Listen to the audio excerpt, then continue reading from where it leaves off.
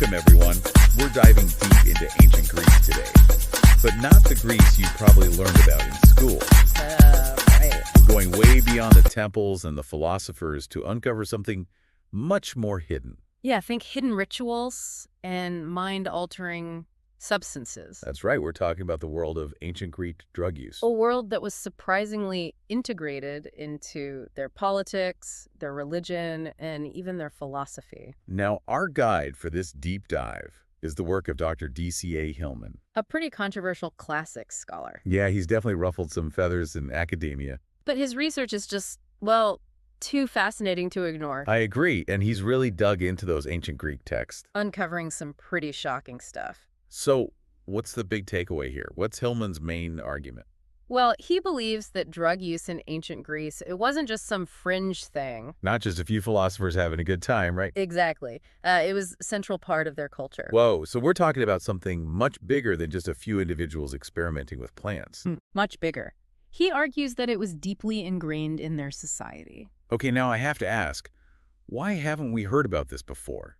If this was so widespread in ancient Greece, why is it all hidden? Well, that's one of the big questions Hillman tackles. Right, I mean, it's almost like a whole other side to this civilization. Right, and Hillman argues that traditional classics scholarship has kind of turned a blind eye to it. Interesting. It's almost like it challenges our very image of ancient Greece. Yeah, I mean, we tend to think of them as this highly rational, logical society, the birthplace of democracy and philosophy. Exactly. It's hard to reconcile that with the image of widespread drug use. It definitely is. So, how does Hillman explain this disconnect? Well, he reminds us that life in ancient Greece wasn't exactly a walk in the park. Yeah, it was a pretty brutal time, wasn't it? Absolutely. Think high infant mortality, rampant disease, constant warfare. Not to mention, childbirth was incredibly dangerous. I read somewhere that like 1 in 3 women died in childbirth. Yeah, it was a tough existence, so people were really looking for any kind of relief they could find. Makes sense. And plants, well, they offered a powerful source of medicine. Exactly. Plants were their go-to for pain relief, for healing, for, well, just about everything. Okay, so we can see how they would turn to plants for medicinal purposes. Yeah. But how did this medicinal use evolve into something Yeah. more?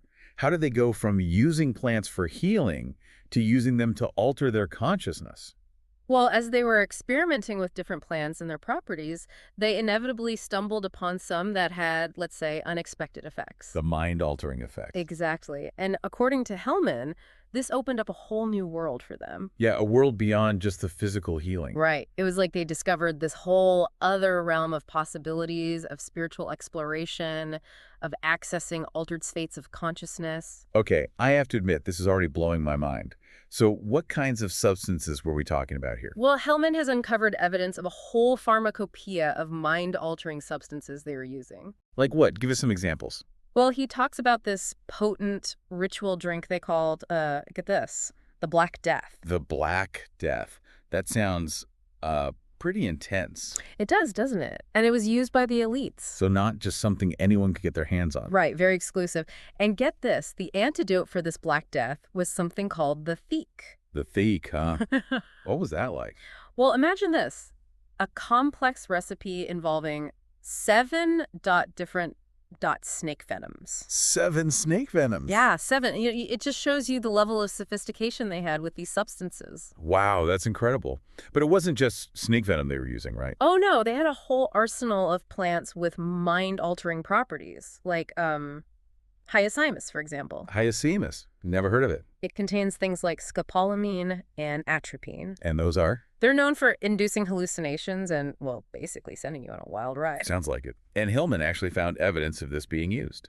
Oh, yeah. He cites this ancient text where a father is desperately searching for an antidote because his daughters are stuck in this manic state after a ritual involving hyoscyamus. Wow, that's pretty powerful stuff. Yeah. What else did they use? Oh, there's more. Hillman talks about the use of snake venom itself. Wait, so not just in the antidote, but the venom itself? Yeah, they used it both as a medicine and as a way to alter their consciousness. Fascinating.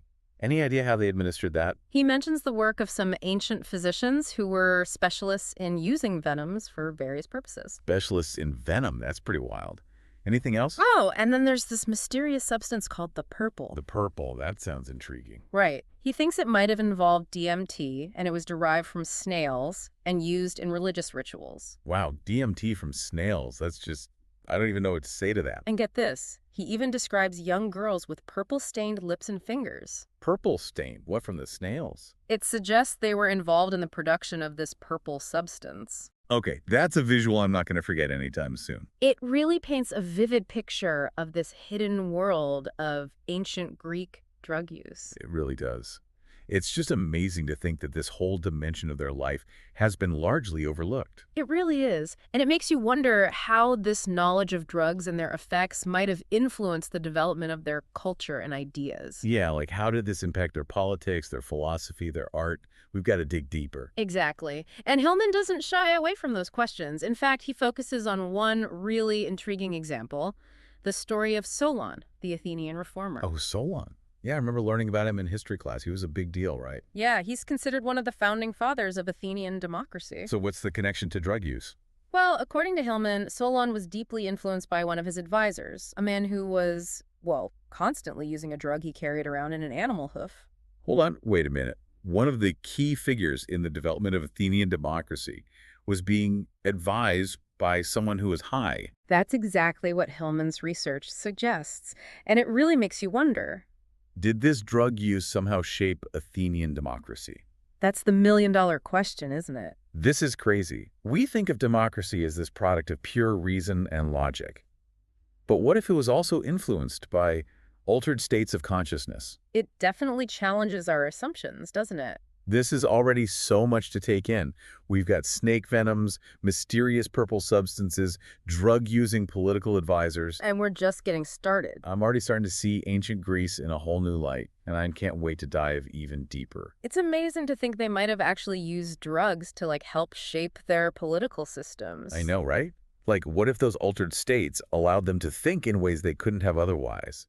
To imagine new forms of social organization. It's a really intriguing idea, and Hillman doesn't stop there. Of course not. He's just getting started, right? Exactly. He goes on to explore the whole world of the mystery cults in ancient Greece. Oh yeah, the mystery cults.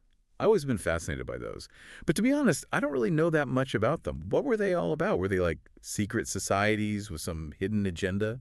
Well, there was definitely a lot of secrecy surrounding them, but Hillman's research suggests that it wasn't so much about solving mysteries as it was about experiencing them. Experiencing mysteries, what do you mean by that? They used these elaborate rituals, often involving psychoactive substances, to take participants on these journeys of symbolic death and rebirth. Whoa, so they were using drugs to create these intense spiritual experiences. That's what Hillman believes, and he points to Eleusis, the site of one of the most famous mystery cults, as a prime example. Eleusis, yeah, I've heard of that. He believes that they used psychoactive substances, maybe derived from ergot or other plants, as a central part of their rituals. To create altered states of consciousness. Exactly, to allow participants to connect with the divine, to experience transcendence and rebirth. So it wasn't about dogma or belief, but about direct experience. That's right. It was a very different kind of religious experience than what we might associate with traditional religion. It sounds almost shamanic in a way. Yeah, there are definitely some parallels there. So we've got drugs being used in medicine, in politics, and now in religion.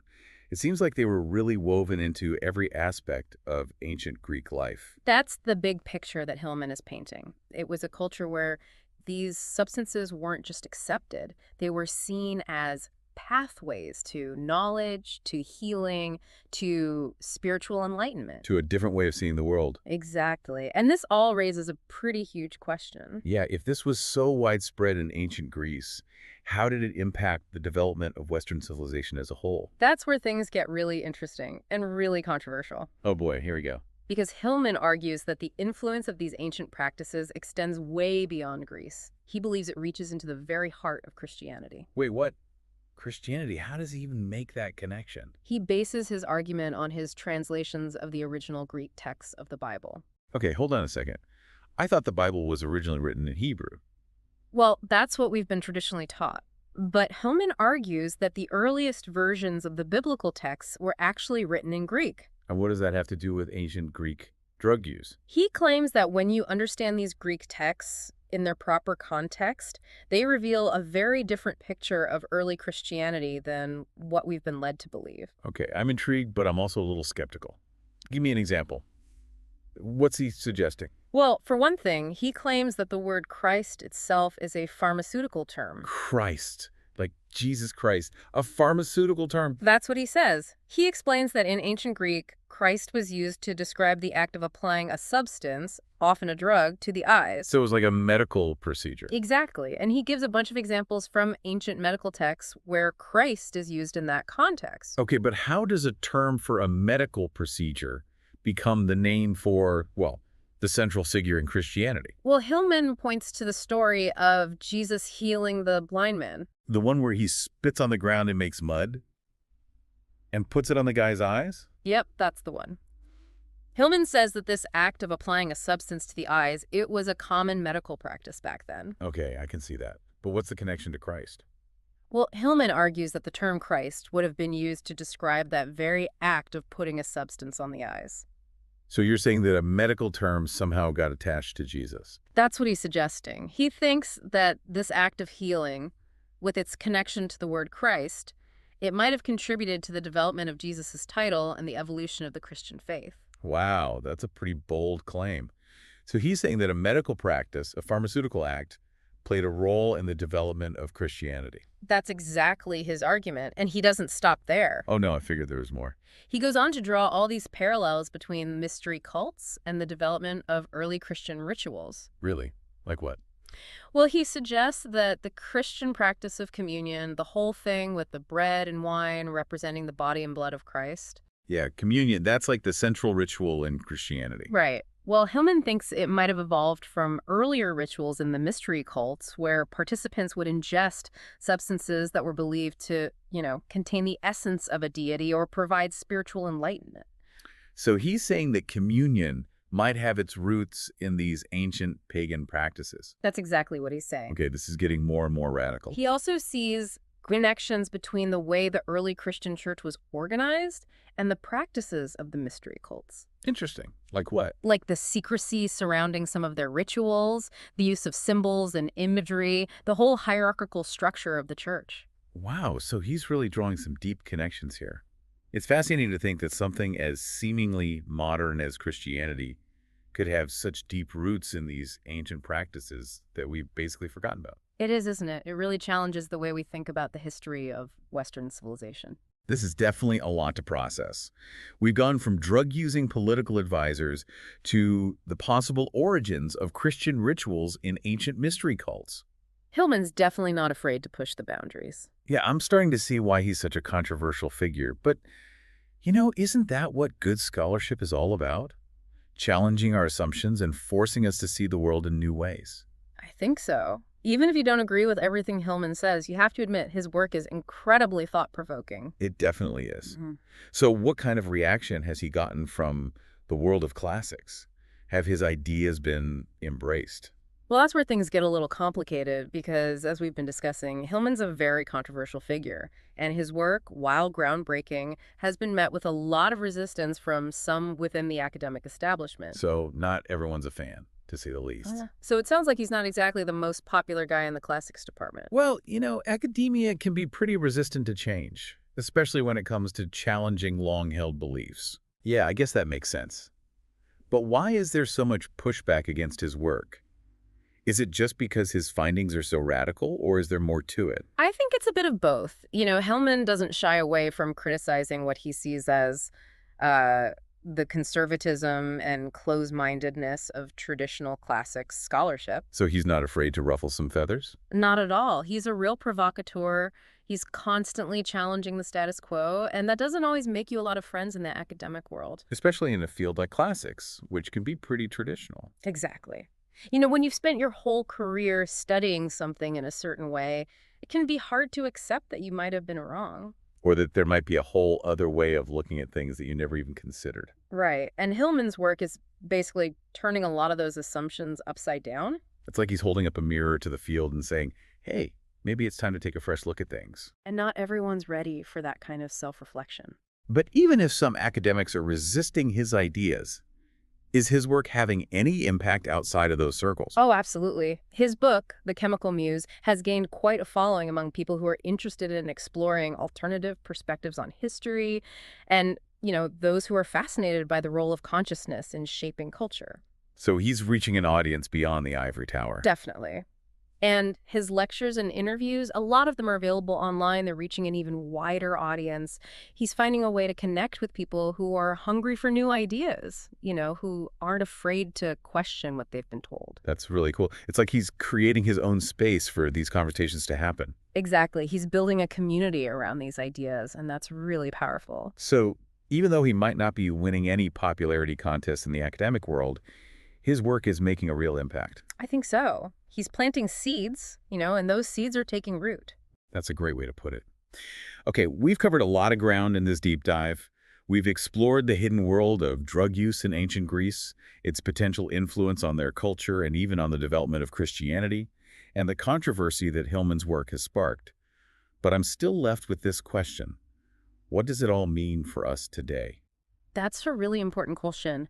I think one of the most important takeaways from Hillman's work is that history is not just a collection of facts and dates. Right, it's not just something that happened in the past, it's something that's still relevant to us today. Absolutely. History is a living, breathing narrative, and it's constantly being reshaped as we uncover new evidence and ask new questions. So we shouldn't just accept the traditional narratives at face value. We should be willing to question them, to look for different interpretations, to challenge the stories we've been told. Exactly. And Hillman's work is a perfect example of that. He's not trying to erase history or discredit traditional scholarship, but he's offering a new perspective, a way of seeing things that maybe we haven't considered before. And that can be really powerful, even if it's uncomfortable. Absolutely. It can open up whole new worlds of understanding. This has been an incredible deep dive. It's really made me question what I thought I knew about ancient Greece. Me too. It's amazing how much there is still to learn, even about something that's been studied for centuries. Yeah, history is full of surprises. So for our listeners who are intrigued by Hillman's work, where can they go to learn more? Well, I highly recommend his book, The Chemical Muse. That's a great place to start. And if they want to go beyond the book? He's got a YouTube channel called Lady Babylon, where he shares even more of his research and insights. Perfect. We'll be sure to include links to those in the show notes. So as we wrap things up, what's the one thing you want our listeners to take away from this conversation? I hope they come away with a sense of curiosity and a willingness to question the narratives they've been given. To keep an open mind. Yeah. History is not a closed book. It's an ongoing conversation, and there's always more to discover. Well said. And remember, folks, history is not just about memorizing dates and names. It's about understanding the forces that have shaped our world and the ideas that continue to influence us today. So keep asking questions, keep exploring, and keep diving deep. Absolutely. And never underestimate the power of a fresh perspective. Until next time, keep those minds open and keep those questions coming.